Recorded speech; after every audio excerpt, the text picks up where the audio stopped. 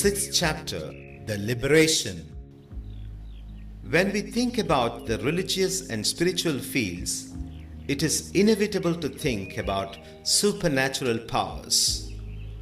We have many life accounts of many saints who did so many miracles in their lives. What's all that? Our deeper conscious mind has many mysteries. We may enter into a deeper conscious mind through our meditational and yogic practices. Then we can handle such kind of mysterious powers. By handling of such powers does not prove that one is enlightened. Enlightenment is different. The enlightened person may or may not have such mysterious powers, but basically he is free from everything. There is no necessity for him to have such marvelous powers. He is simply flowing with his life without searching for an end. So everything flows itself according to him. Have you ever heard about the story of the hunter of treasure? It is a lovely story available in the spiritual field. Once, a hunter was wandering in a forest with some vague idea that there were many treasures in the forest. While searching for the treasures in the forest, he met a saint under a tree. He asked the saint whether he had any knowledge about any treasure in the forest. The saint at once told him about the location of some treasure. The hunter followed the way and found out a treasure of silver. When he returned to the saint for expressing his gratitude, the saint told him the way for a golden treasure also. The hunter found out the golden treasure. Afterwards, the saint told him the way to a diamond treasure. The hunter found out all the treasures by the guidance of the saint. After finding out all the treasures, the hunter was struck with a question about the saint who showed him all the treasures. He asked the saint that even though he had the knowledge about all those treasures, why he did not take the treasures for himself. The saint laughed at once and told him that he had some other treasure with him that was much more valuable than all the other treasures shown to the hunter. The saint told him that liberation was the greatest treasure when compared to the objects either in the earth or in the heaven. Liberation is the highest one in the spiritual field. The occult powers and the other spiritual experiences are nothing before this liberation. The occult powers and such other spiritual experiences may be considered as a great attainment and an achievement in the spiritual field. It is really true that they are really attainments, but liberation is not an attainment. It is rather a freedom from everything. Such freedom is not an attainment. It is a freedom from all attainments, whether they may be of the earth or of the heaven. In liberation, everything flows. The I consciousness itself is a flow from one's subconscious mind to the conscious mind. The I consciousness itself is a flow. It subsides during our sleep. It flows only when we are awake. The I consciousness is not a static one. It is also flowing like other feelings. The I consciousness is nothing but our thought. Our thought is present only when we are awake and in dreams. Since thought is absent in our dreamless sleep, the I consciousness is also absent in our deep sleep. There is no I consciousness apart from our thought. When we feel ourselves liberated, the flow of our I consciousness will also become unimportant. we will allow it to come and go as other feelings. We will not be attached to anything, including our I consciousness. It is not our imagination, it is our actuality. Once you feel yourselves liberated, easily you will get the feeling that you are not anything in particular.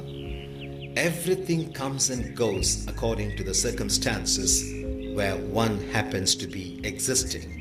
The person who possesses something is called a possessor. A possessor is always controlled by the thing which he possesses. It is natural. When we possess anything, we do not possess them. Actually, they only possess us. There is a human story. Two friends, while standing by a riverside, saw a bundle floating on the recent flood of the river. They did not know the nature of the bundle and its contents, since it was floating somewhat away from them. One of them, who was good at swimming, jumped into the river and reached the bundle with great effort. When he touched the bundle, he came to know that it was not a bundle but a wild bear caught in the flood. The bear at once grasped him for its escape from the flood. He was unable to swim and he was staggering and struggling. The friend at the banks shouted at him, "Leave the bundle if you are unable to bring it to the banks." But he shouted back, "I am not holding the bundle, but the bundle only is holding me." Actually, possession creates the possessor.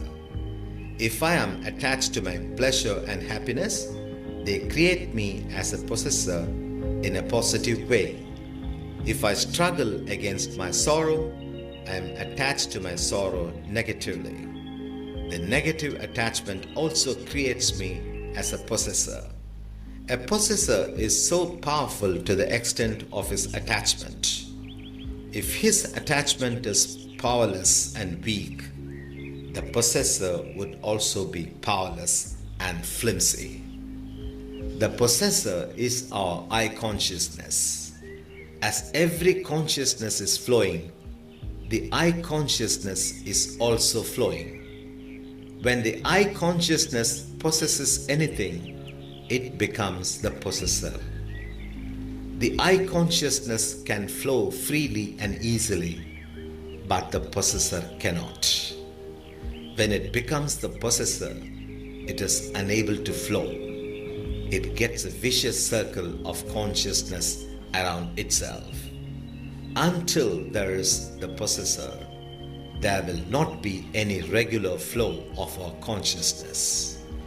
We have to be clear with ourselves that the I consciousness is not an obstacle for the flow of consciousness, but it will be an obstacle if it becomes the possessor. So we have to dissolve only the possessor alone, and we need not dissolve the I consciousness. Moreover, it is impossible to dissolve the I consciousness. Whenever there is consciousness, there would be I consciousness. We cannot separate the I consciousness from the consciousness. What all we can do is to dissolve the possessor into mere I consciousness. Then, how can we dissolve the possessor into mere I consciousness? Now, we have to look into the nature and the formation of the possessor. When I want to remove my sorrow by my demand, I possess the sorrow negatively. In the same way, if I want to retain my pleasure by my demand, I possess the pleasure positively. So, the possessor presupposes a demand for something. The something means that sorrow should not proceed to in the future.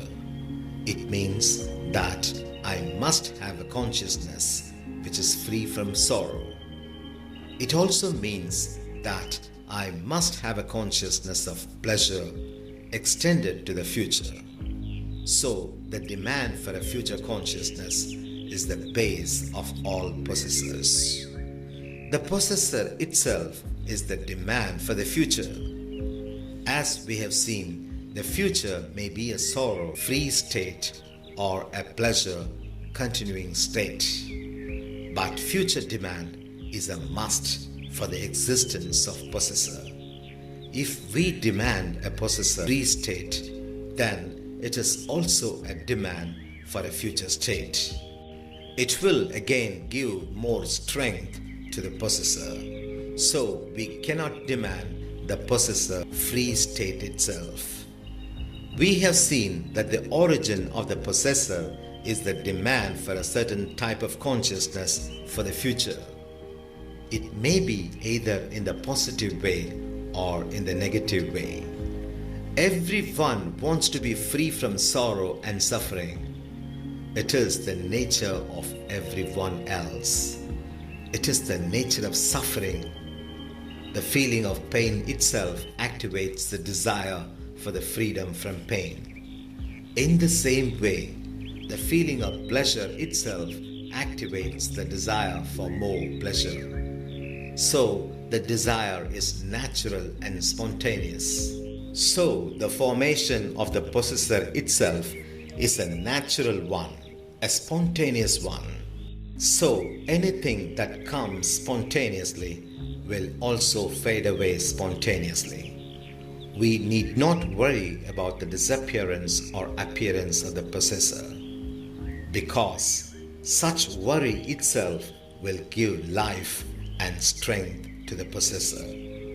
So the reaction that is sorrow is natural. The reaction to a reaction that is fighting against sorrow is also natural, spontaneous, and automatic. It is our nature to fight against sorrow. We are unconsciously fighting against sorrow. We cannot control it, and we need not control it. If we are able to take it as our natural state, we are absolutely free from the future demand. When there is no willful demand for the future, everything flows along like a sacred river. It purifies itself while it is flowing in its own way. If we want to eliminate the possessor, it is nothing but inviting trouble. But if we allow everything to flow, everything including the possessor, get itself purified, the divine law of purification governs everything. When the conscious mind becomes silent and no longer agitating against consciousness, the subconscious mind and the deeper conscious mind render their help for the purification of consciousness. So the purification happens without our conscious effort. Our deeper conscious mind is always willing to help our consciousness. We have not brought forth the possessor by our intention. The formation of the possessor is unintentional. So we need not take any responsibility to clear it off. If we make it as an unintentional natural flow, it will also flow like other things. So the possessor becomes a flower. The flower cannot be considered as the possessor. The possessor dissolves into a flower. Flower means a person who is flowing, or means a personality which is flowing. So we feel no responsibility upon anything. We allow everything to flow. The legitimate irresponsibility is the liberation. It is enlightenment. If we do not possess anything psychologically, we are free from everything. Whatever comes in the natural course flows in the natural course and will also end in the natural course. Since we are free from everything, we do not in any way interfere with the course of action by our personal likes or dislikes. So, a liberated person has no attachment to possess any miraculous power. One may attain such power by one's will and effort. If anyone sincerely feels it is a necessary thing for one's life, he may direct his attention towards it. But liberation has nothing to do with miracles and miraculous powers. What is the relationship between liberation and the purification of mind? Everyone thinks that liberation comes only after the purification of mind. We think that we must purify our mind and heart. We think that we must eliminate all our bad qualities from our mind and heart. We think we can get liberation then only. Since we were taught like that, we are also thinking like that. But the fact is quite opposite. Purification dawns only on our liberation. The liberated mind purifies itself in the course of its daily life. We cannot get such purification before our liberation, because the effort to purify ourselves is not the way to purification. Purification comes only after our liberation. Liberation can come and must come before the purification of mind, and it does come before such purification. This can be well understood from the following example. We know the system of changing a train from one track to another. There is a bypass from one railway line to the other. When the bypass is opened from one line to the other, the engine of a train moves from one track to the next through the bypass. Even after the engine entered the next track, the remaining carriages of the train will be on the old track. But it will be so for the time being only.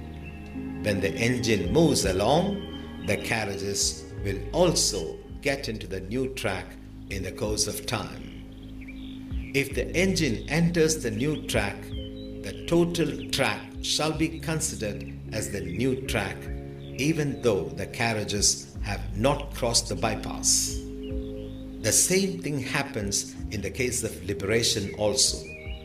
We can get liberation at any time. After liberation, our conscious and subconscious minds will also enter into a different dimension in the course of time. It is a natural and normal course. Everything will happen by itself. We need not endeavor to purify our mind and our character. Liberation is enough for everything. At the occurrence of such liberation, our mind and character will blossom by themselves. When all the petals of a bud blossom, the fragrance may be sensed by all. But once one is liberated, as the engine enters the next track, everything is over to the spiritual aspirant. The rest will follow automatically without one's will and effort. The quality of a liberation may not be visible to others at the beginning, but it will not be a matter to us. Once we feel the liberation for ourselves, we will also feel that we do not want anything more or even the recognition from others. We may or may not acquire some miraculous powers in the course of our remaining life, but we will not have such powers for our satisfaction. When we have the liberation, it is not only the beginning but also the end. Liberation is not an experience. It is rather the freedom from all our experiences. All our experiences come and go in a mechanical process. Such mechanical process gets life when we are attached to it. We give life to a dead thing only by our attachment to it. If we allow them to come and go without choice of our likes and dislikes, they function as a necessary process of the mind. By taking it to the mechanical process, we feel ourselves liberated. Suppose we are traveling in a train with our baby. The train does not move even after the scheduled time. The baby is asking repeatedly, "When will the train go?" We try to satisfy the child. We simply say, "Push the train, it will move." The baby believes our word and pushes the train with all its strength, standing upon the seat. The train also moves at once. The baby is very happy as it believes that the train is moving only because of its effort of pushing the train with its hands. We are also encouraging it, "Don't give up pushing." Soon we reach the next railway station. We ask the child, "Don't push. Let us see what the station is." The child stops pushing the train and the train also stops at the station. We again ask the child to push the train. The baby once again starts pushing the train and the train also moves. But during the course of the time, the baby understands that the train moves by itself and not because of its effort. In the same way, when we understand that our mind also functions on its own way according to its nature, unconsciously as a mechanical process, we are liberated from the grip and clutches of the mind. Even though liberation is very simple in our life, it must be confirmed either by ourselves or by an enlightened soul. Then only it can be called the liberation. Dear friends, thanks very much for listening to what is said about enlightenment. Let us be sure that mere intellectual understanding of what enlightenment is itself enough for your liberation. All the best.